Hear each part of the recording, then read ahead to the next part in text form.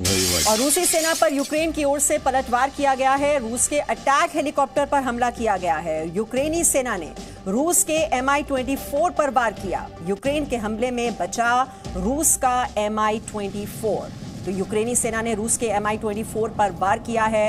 ये रूस के अटैक हेलीकॉप्टर पर हमला किया गया। लगातार पलटवार की कोशिश कर रही है यूक्रेन की सेना। रूसी सेना भी मजबूती के साथ आक्रामक होती हुई और हमले तेज करते हुए, लेकिन वहीं यूक्रेन की सेना की ओर से भी बार बार पलटवार की कोशिश की जा रही है। ये रूस का अटैक हेलीकॉप्टर जिस पर हमला किया है यूक्रेन ने, Mi-24 जिस पर वार किया है यूक्रेनी सेना ने।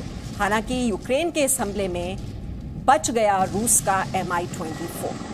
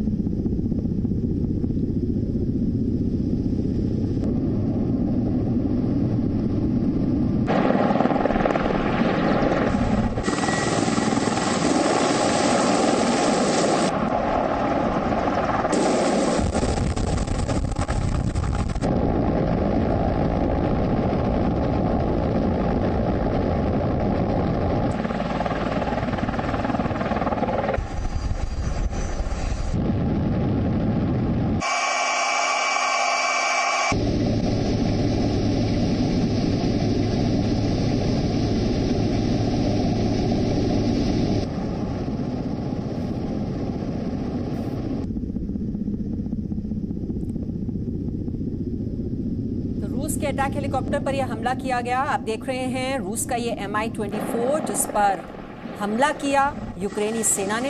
हालांकि इस हमले में बच गया Mi-24।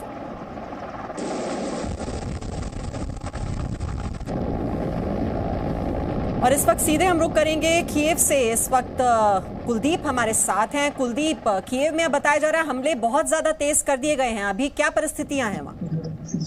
बिल्कुल ठीक कह रहे हैं। पूरी रात से धमाकों की आवाज, अभी तक जो बाहर है धमाकों की आवाज आ रही है मेरे घर के पीछे से भी। तो धमाके कुछ उन लोगों के हैं, कुछ हम लोगों के हैं। सारे धमाके उनके नहीं है। कुछ ऐसा है कि हम जो काउंटर अटैक कर रहे हैं उसके धमाके भी हैं इनमें, लेकिन अटैक तेज कर दिया गया है 2 घरों के ऊपर। कल से आज तक जो मुझे अभी तक इंफॉर्मेशन मिली है, रेजिडेंशियल कॉम्प्लेक्स पे भी हमला हुआ है जी। और एक शॉपिंग सेंटर भी बताया जा रहा है, वो भी तबाह हुआ। उसमें भी कई लोग मारे गए हैं। लोगों के मारे का इतना वो नहीं, कुछ लोग मारे गए हैं। और 1500 स्क्वायर मीटर के बीच जो उसमें आग लग गई थी, 1500 स्क्वायर मीटर मतलब 15,000 स्क्वायर फुट में उसमें आग लगी है जो बुझाई जा रही थी। कुछ लोगों की उसमें से लाशें मिली हैं जी। और कुलदीप, वो हम तस्वीरें देख रहे थे, ये जो शॉपिंग मॉल है किस तरह से उसमें आग धधक रही थी। और बताया जा रहा है कि जो आसपास की इमारतें हैं वो भी आग की चपेट में आ गई। और हमने वो तस्वीरें भी देखी कि किस तरह से दमकल कर्मी वहां पर लगे हुए थे, लोगों को रेस्क्यू करने की कोशिश की जा रही थी।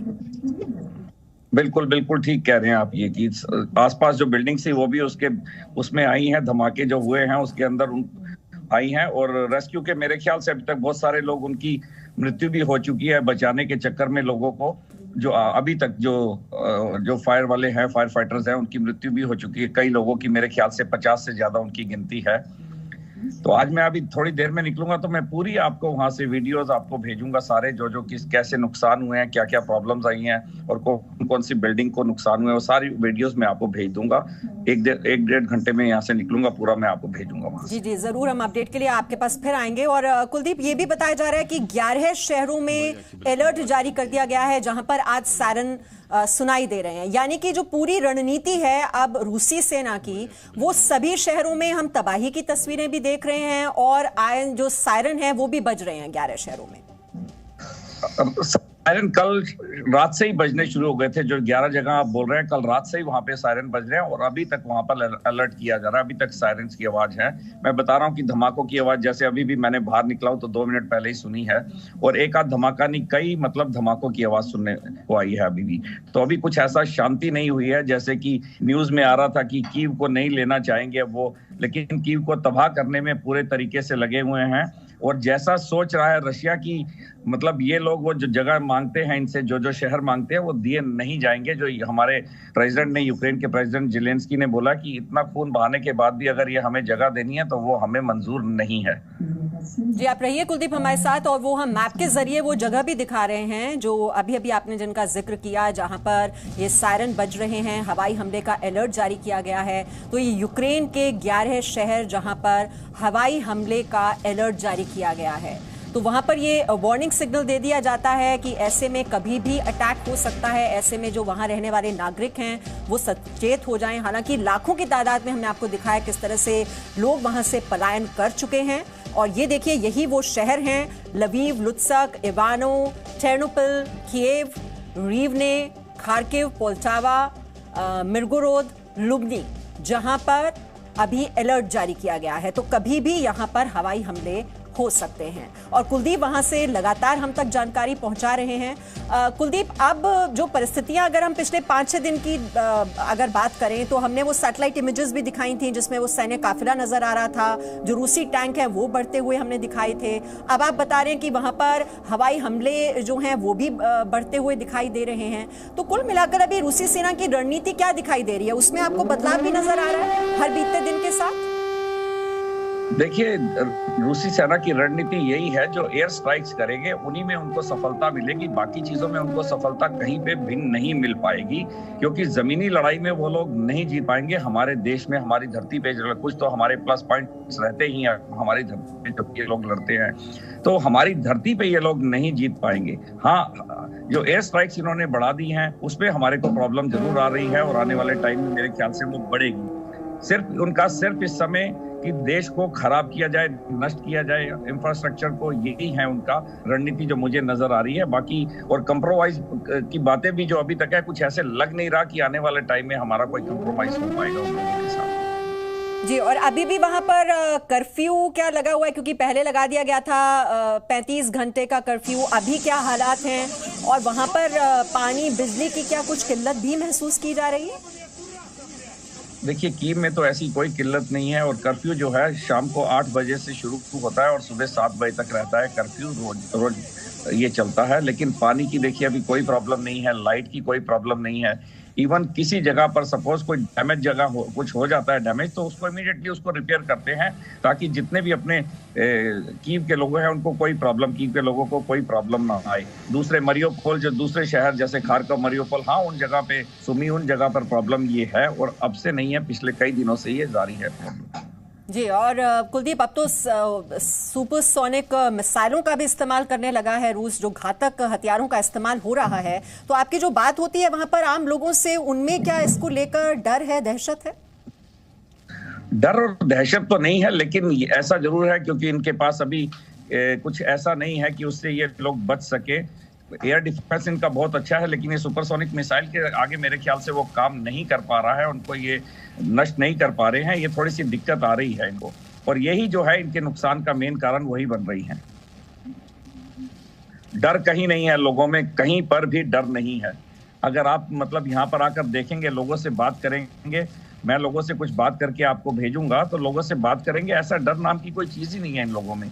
मतलब शायद वो हद से ज्यादा बढ़ गया है, तो इसलिए वो खत्म ही हो गया है डर इनके। जी, वो तो हमने तस्वीरें देखी भी हैं कुलदीप, अलग अलग शहरों में किस तरह से टैंकों का विरोध करते हुए लोग नजर आए, और हथियार थामते हुए जो तस्वीरें भी जारी की जा रही हैं। और ये इंफॉर्मेशन प्रोपेगेंडा का एक बहुत बड़ा हिस्सा होता है, तो लोगों को मोटिवेट करने में, मोबिलाइज करने में तो जेलेंस्की जरूर यहाँ पर बहुत आगे नजर आ रहे हैं। लेकिन जो टॉक्स चल रही हैं अभी दोनों देशों के बीच, और टर्की का जो पूरा रोल है, उसको देखते हुए क्या लगता है अब?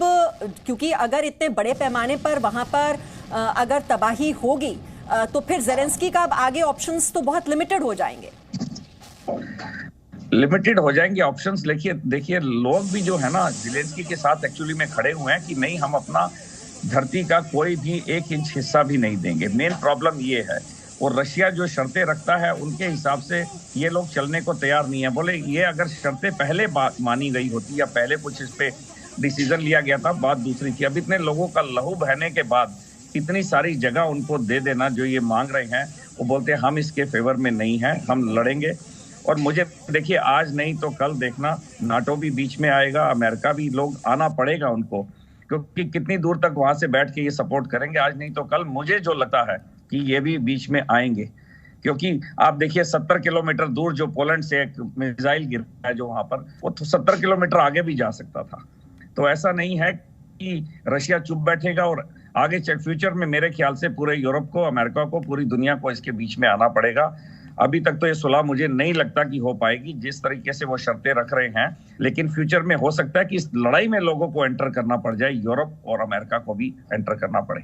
जी, अभी तक तो लेकिन जो रुख रहा है नेटो देशों का, चाहे अमेरिका, वो यही कहते हैं कि हम अपने सैनिक नहीं भेजेंगे, सैन्य मदद जरूर वो पहुंचा रहे हैं। और ये जो सैन्य मदद है ये कितनी कारगर साबित होती हुई वहां पर दिखाई दे रही है कुलदीप? सैन्य मदद पूरी तरह से कारगर साबित हो रही है। अगर ये सैन्य उनकी मदद नहीं होती, जो हमारे पास वेपन्स की मदद नहीं होती, तो शायद ये लड़ाई जो शुरू होने से पहले खत्म हो जाती, क्योंकि हमारे पास उस तरह के वेपन्स वगैरह नहीं थे जिस तरह की अमेरिका ने, यूरोप ने हमारे को सपोर्ट किया उन वेपन से। जी कुलदीप, रहिए आप हमारे साथ। तो कीव में शॉपिंग सेंटर पर हमला हुआ है और हमले के बाद वहां पर बड़ी तबाही की जानकारी मिल रही है। तो कीव पर जोरदार हमले किए जा रहे हैं और ये शॉपिंग सेंटर पर हमले के बाद तबाही की जानकारी मिल रही है और रूस के इस हमले में 6 लोगों की मौत का दावा किया जा रहा है। तो बड़े पैमाने पर यह तबाही और शॉपिंग सेंटर पर यह हमला किया गया, जिसके बाद वहां पर बड़ी तबाही हुई है। और हमने आपको तस्वीरें भी दिखाई थी किस तरह से वहां पर आग धधक रही थी। ये शॉपिंग मॉल जो कि पूरी तरह से आग की चपेट में आ गया और आसपास की इमारतों को भी वहां पर काफी नुकसान पहुंचा है। इस आग की वजह से ये जानकारी मिल रही है और वहां पर ये आग धधकती हुई और आग का गोला आप देख रहे हैं किस तरह से धधक रहा है यहाँ पर और बहुत बड़े स्तर पर यहाँ पर तबाही हुई है। 6 लोगों की मौत की जानकारी अभी हमें मिली है और लगातार हमारे साथ कुलदीप जुड़े हुए हैं। कुलदीप, जो आप बता रहे थे कि जब आप जाएंगे वहां पर तो और ज्यादा तस्वीरें हम तक पहुंचा पाएंगे कि कितने बड़े स्तर पर यह नुकसान हुआ है, लेकिन हमें जो जानकारी मिल रही है उसके मुताबिक 6 लोगों की मौत हो गई है और जो तस्वीरें हैं उसी को देखकर यह अंदाजा लगाया जा सकता है कि कितने बड़े स्तर पर यह वहां पर तबाही मची होगी इस आग के बाद।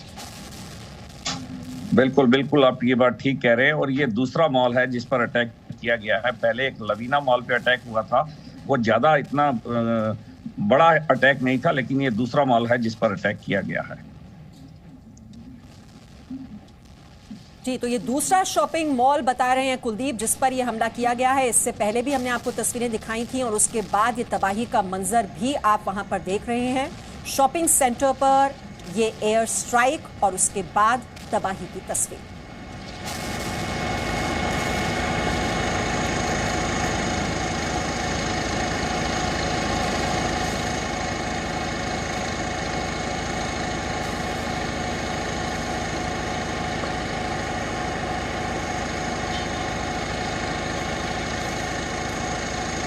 Presenting B News app, available on Google Play and App Store. Download it now.